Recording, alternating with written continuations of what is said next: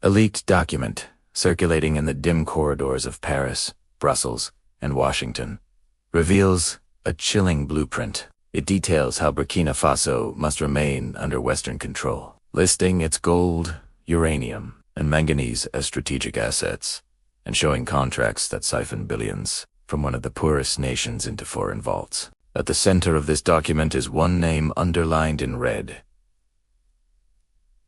Ibrahim. The leak makes one thing clear: this young captain is not following the script, and that is why he has become the West's biggest nightmare. Burkina Faso has long been trapped in dependency.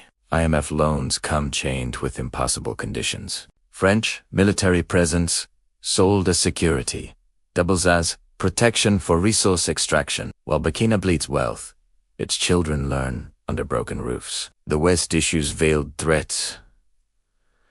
Do not nationalize. Do not ally with rivals. Stay in line. Economic sanctions loom. Diplomatic isolation is whispered at the UN.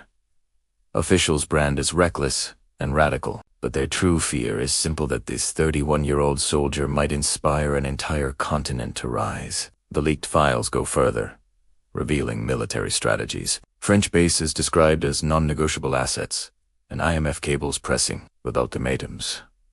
Open your markets or lose aid. Sell your mines or face collapse. Journalists uncover the scandal. Nearly $2 billion in gold, disappearing each year through shadow deals while villages remain in darkness. The West expects capitulation. Instead, they get defiance. Ibrahim terminates the contracts that allow foreign companies to plunder mines.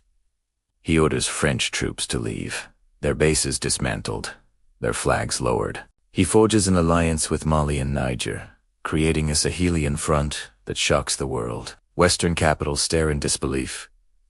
A pawn nation was never meant to play king, is not a polished politician. He steps to the podium in fatigues, his voice steady and words like blades.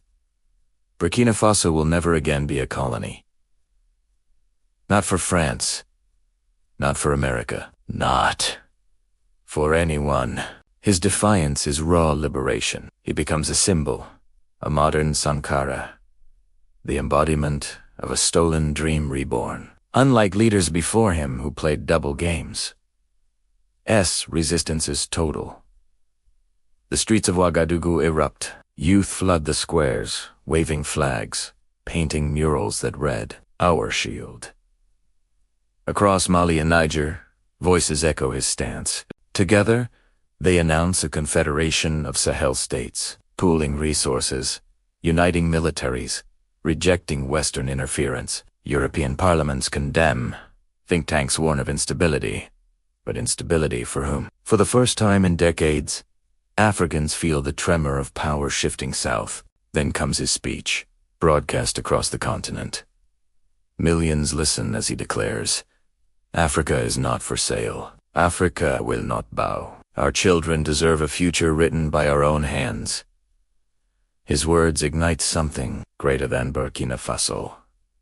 They ignite belief. Burkina Faso does not transform into a superpower overnight.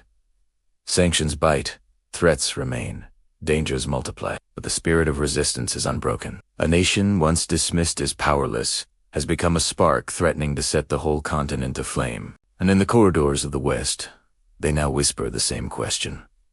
If one young captain can defy an empire, what happens when an entire continent follows?